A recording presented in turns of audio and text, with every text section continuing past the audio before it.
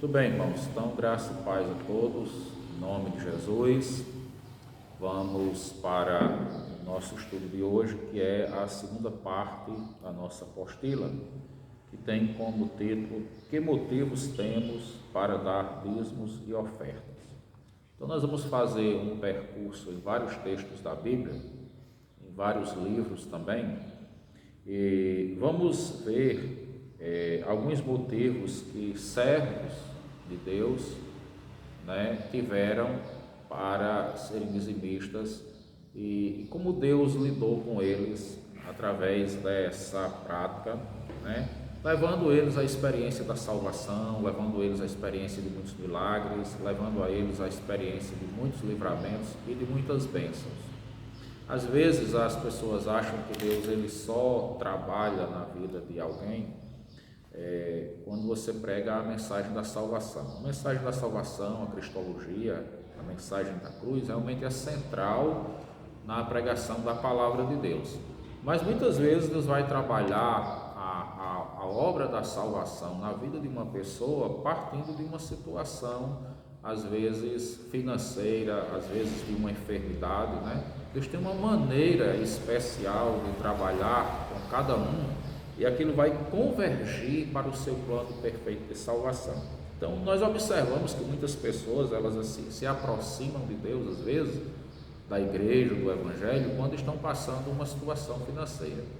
Pode ser que alguém diga assim, mas a pessoa veio por interesse de resolver uma situação, e isso é verdade em grande parte, mas é ali onde muitas vezes também há um propósito maior de Deus, e a pessoa às vezes vem por um interesse dela ali, e naquele meio o Senhor opera e faz a pessoa ter uma compreensão que o Evangelho ele não é comida, bebida, não é roupa nem calçado, não são bens materiais, mas é a graça de Cristo na nossa vida. Então, às vezes, por uma necessidade da pessoa, Deus abençoa ali, supre aquilo ali, mas Deus usa aquela situação para fazer a pessoa se aproximar do Evangelho, e ali Deus dá a compreensão verdadeira, do que é o Evangelho como obra de Deus para a salvação do pecador.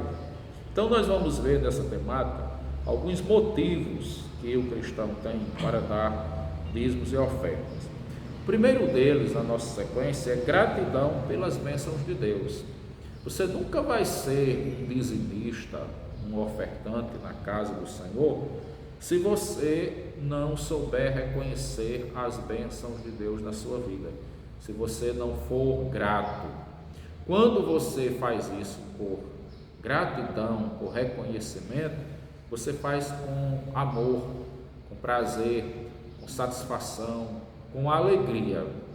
Quando a pessoa ela não tem gratidão, dizimar e ofertar para ela se torna um sofrimento, um martírio, se torna algo que ela se sente como se fosse ofendida, não sei, algo nesse sentido. A pessoa não faz com alegria. Então, a gratidão, ela leva a gente a fazer com espontaneidade, com boa vontade, e com certeza é o que abre porta para Deus abençoar grandemente. É comum as pessoas recorrerem a Deus quando desejam a vitória em um concurso público, em receberem um direito de trabalho, em conseguirem um bom trabalho com um salário muito bom. Elas sabem que isso só lhes proporcionaria um melhor status social, onde elas desfrutariam de uma vida mais confortável. Muitas delas são ouvidas em seus pedidos feitos a Deus, porém esquecem sua gratidão e retribuição pelos objetivos alcançados. Deveriam dar o dízimo do Senhor. É engraçado, pessoas sem nenhum trabalho recebem de Deus o emprego, a saúde, toda a capacidade de ganhar e não reconhecem que seus 90% foram dados por Deus e que elas devem pagar uma pequena quantidade, 10% apenas. Então a falta de gratidão né, faz com que as pessoas elas esqueçam de honrar a Deus com os seus bens. Elas se lembram nas suas necessidades de passar num concurso público, de passar num vestibular, de passar numa entrevista de trabalho, né, de ganharem uma causa na justiça, de terem uma situação melhor. Elas se lembram de pedir isso a Deus. E Deus muitas vezes, por sua graça, por sua misericórdia, Ele abençoa e faz. Mas a pessoa esquece de ser grata a Deus. E aí acaba pegando aquele valor que poderia ser o dízimo da casa do Senhor e às vezes investe em coisas mundanas, em coisas pecaminosas, muitas vezes em coisas que vão levar elas ao vício, ao pecado e vão destruir a vida delas, né? Quando elas poderiam estar honrando a Deus e investindo no reino de Deus. A nossa apostila continua dizendo o seguinte: o dízimo não é uma ajuda que você dá para a obra de Deus. De acordo com a Bíblia, o dízimo é uma conta, uma taxa, um tributo ou imposto que cada cristão deve pagar a Deus. Então, nessa visão da apostila, o dízimo ele não é uma coisa opcional, né, como muitas pessoas pensam, mas ele é uma obrigação cristã com a obra de Deus. Vamos ver o que diz Romanos, capítulo 13, versículos 7 e 8. Apesar de nós sabermos que é uma obrigação, né, da vida cristã, como a gente vem falando, a gente tem que fazer com gratidão. E quando se faz com gratidão, a gente faz com liberalidade, faz com amor, faz com alegria, né? Então, Romanos, capítulo 13, versículos 7 e 8, diz assim: pagai a todos o que lhes é devido, a quem tributo, tributo, a quem imposto, imposto, a quem respeito, respeito, a quem honra, honra. A ninguém fiqueis devendo coisa alguma, exceto o amor com que vos ameis uns aos outros, pois quem ama o próximo tem cumprido a lei, certo? Então, se nós olharmos do ponto de vista da nossa responsabilidade cristã, né, entendermos que Deus nos abençoou com algo financeiramente para que nós vivamos uma vida melhor, né, como ele diz, derramareis sobre vós bênçãos sem medida, e ao mesmo tempo Deus nos confia a responsabilidade de fazermos financeiramente a obra de Deus, de custearmos a obra de Deus, de investirmos no reino de Deus. Se a gente entender pelo texto de Romanos que a quem merece honra nós devemos honrar, a quem nós devemos pagar imposto devemos pagar, a quem devemos pagar tributo devemos pagar, apenas não temos como pagar o amor, né?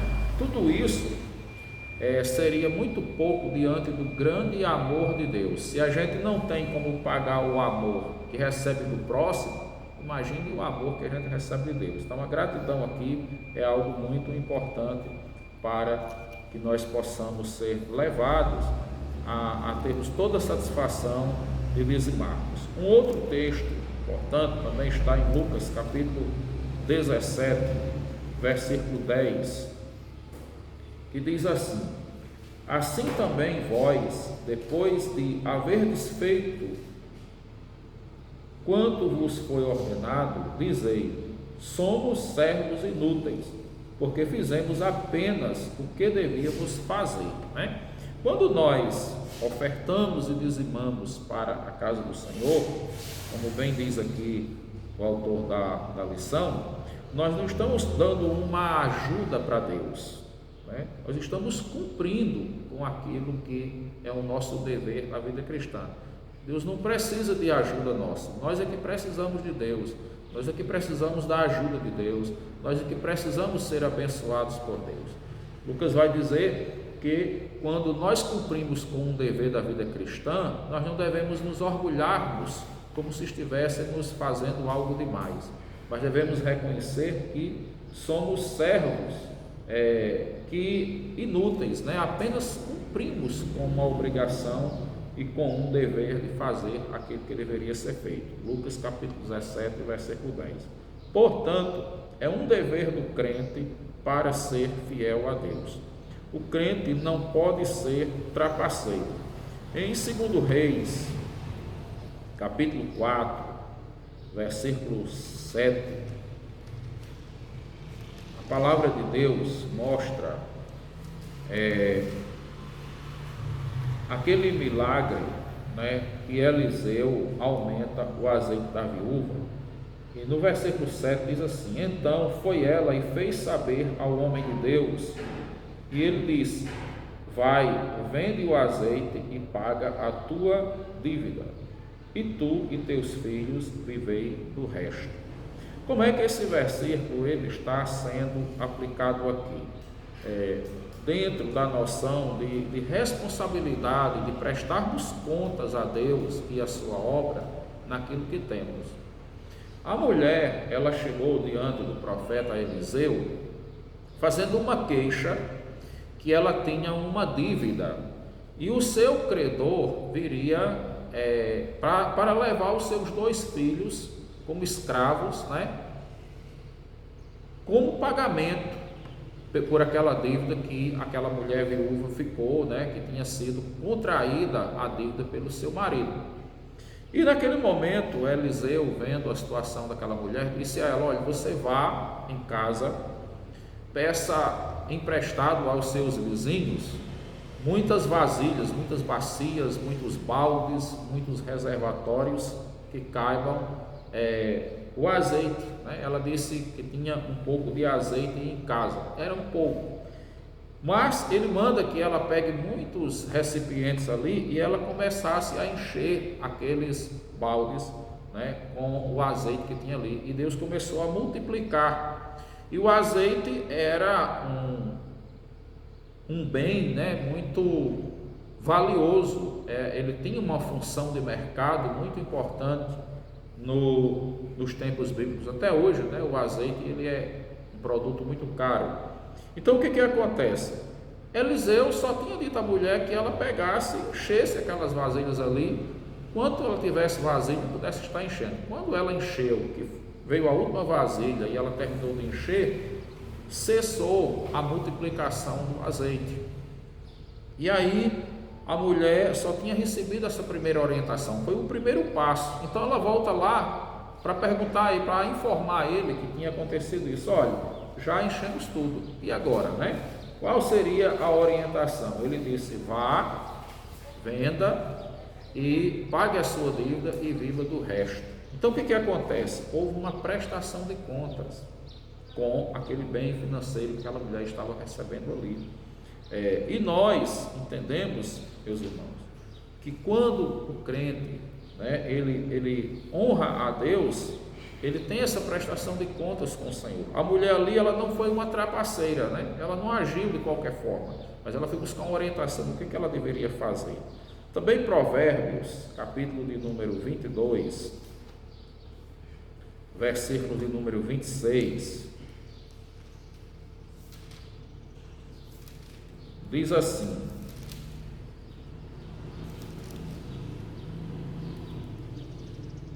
não estejas entre os que se comprometem e ficam por fiadores de dívidas, né? Não estejam entre os que se comprometem e ficam por fiadores de dívidas, né? Em que sentido isso aqui? No sentido da dívida com Deus, com o próprio Senhor.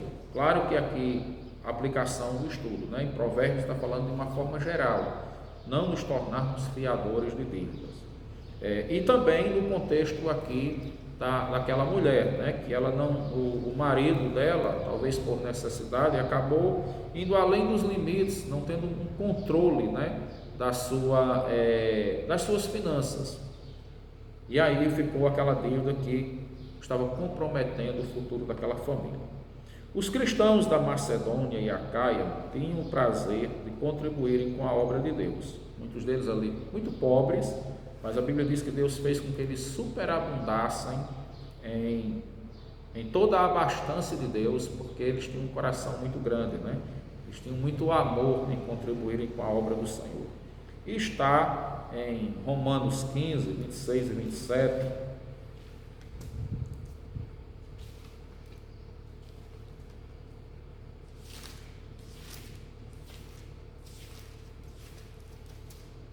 Romanos capítulo 15, versículos 26 e 27. Dizem assim: porque aprouve a Macedônia e a Acaia levantar uma coleta de benefício dos pobres dentre os santos que vivem em Jerusalém.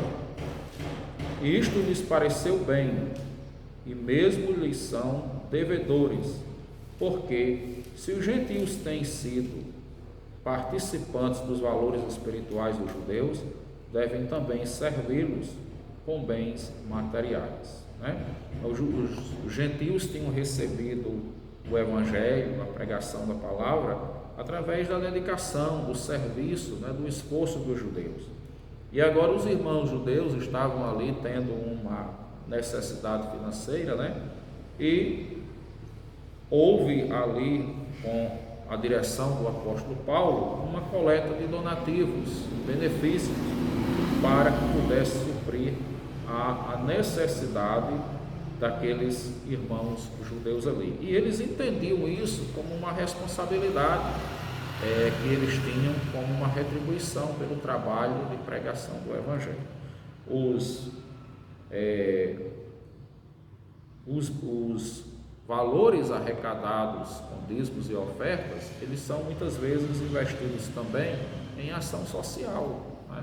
Eles são investidos também nos campos missionários, aqueles que estão pregando o Evangelho, levando a palavra de Deus, né? Porque tudo isso faz parte de um conjunto de investimentos para a obra de Deus. Também nós podemos continuar dizendo que o cristão grato a Deus expressa sua gratidão ao Senhor com o melhor de sua renda e de tudo que o Senhor lhe der. Em Gênesis, capítulo 14, versículo de número 20, nós vamos ver esse exemplo que foi dado por Abraão, né? Gênesis, capítulo 14, versículo 20, a palavra do Senhor diz assim: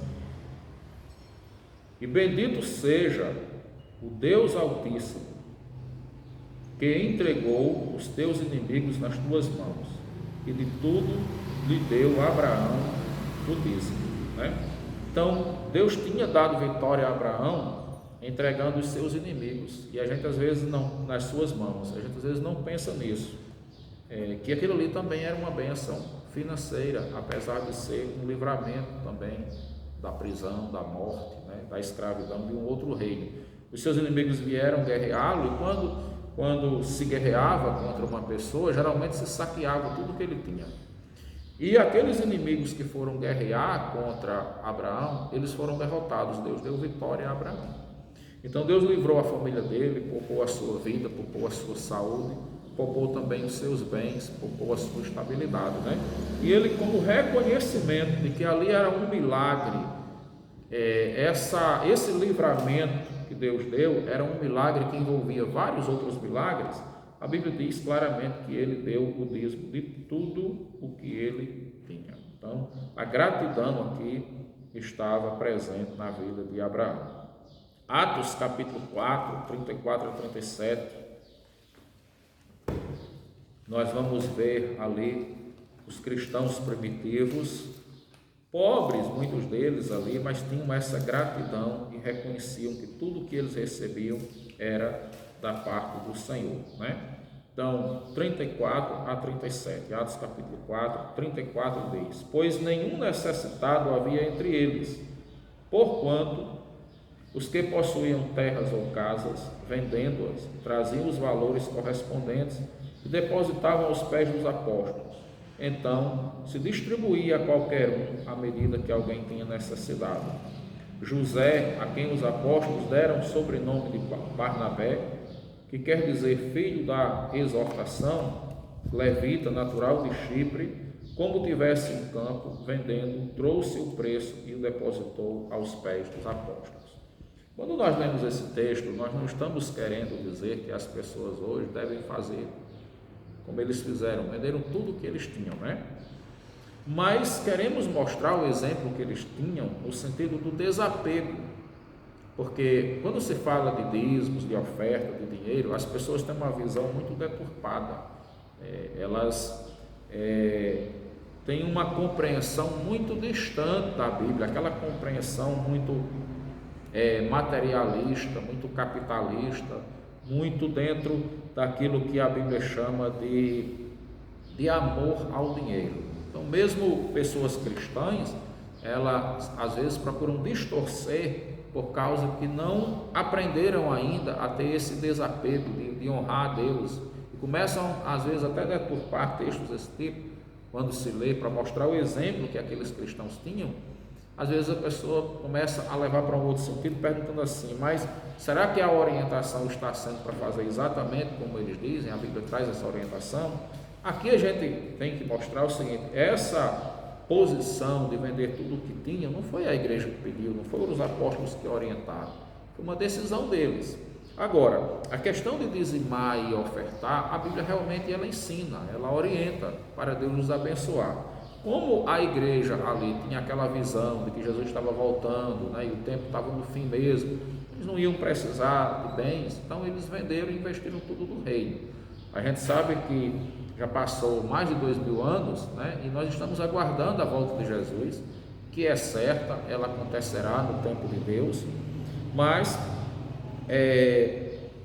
não se tem essa orientação para que se faça dessa maneira. Porém, a orientação que a Bíblia dá é que nós sejamos desapegados das coisas materiais e que nós tenhamos essa capacidade de investir no reino de Deus, né? Porque as maiores riquezas que Deus tem para nós não são bens materiais, não é uma vida aqui na terra. Aqui tudo passa, a nossa vida aqui é passageira, mas a riqueza do Evangelho é a comunhão com Deus, é o perdão de pecados, é a vida eterna. A riqueza do Evangelho é a morada no céu, que a palavra de Deus nos garante que isso acontecerá na volta do Senhor Jesus, certo? Então, o texto bíblico inicial mostra-nos que Abraão soube ser grato a Deus pelas bênçãos recebidas de suas mãos e a vitória sobre os seus inimigos. Como a gente já leu, Gênesis capítulo 14, versículo 20, diz que por Deus ter dado a Abraão ali a vitória sobre os seus inimigos, ele deu o dízimo, pagou de tudo que tinha, né? Também entendemos que, sendo o primeiro a receber o Evangelho, Gálatas capítulo 3, versículo 8, diz que Abraão foi o primeiro crente, o primeiro a crer no Evangelho. Abraão é nosso pai na fé, porque foi o primeiro crente. Gálatas capítulo 3, versos 7 e 8.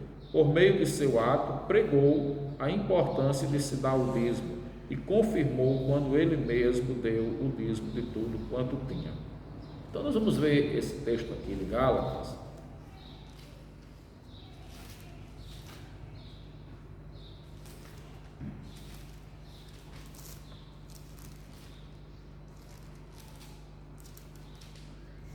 Gálatas capítulo 3, versos 7 e 8.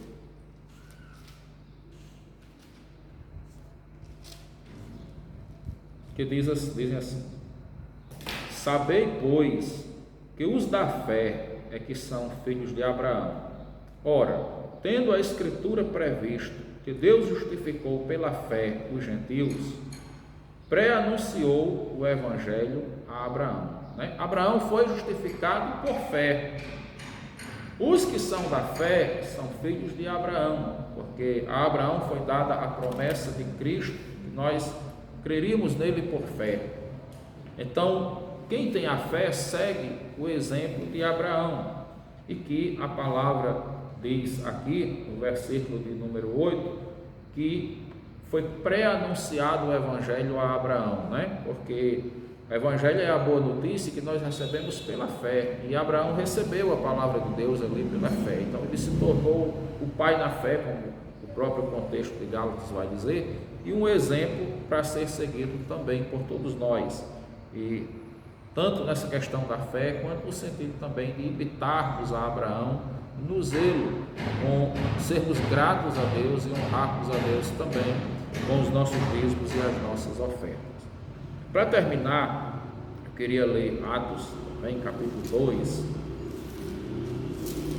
versículo 45, diz o seguinte, no texto: os cristãos primitivos davam mais que a 10ª parte do que tinham, pois eles davam mesmo tudo o que tinham, né? Mais uma vez eu volto a destacar que esse davam tudo o que tinha ali era uma opção deles, certo? Era a visão que eles tinham do reino de Deus. Mas o que eu quero que a igreja observe nesse momento é essa disponibilidade de que eles honravam a Deus com os seus bens. Capítulo 2, versículo 45, a palavra de Deus diz assim: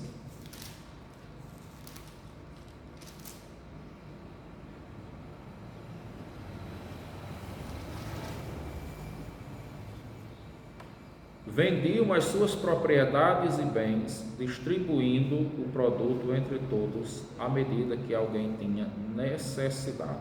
Então, eles viam os seus bens como uma forma de fazerem ação social e como uma forma de investirem também na pregação do reino de Deus, né? Porque isso estava tudo junto.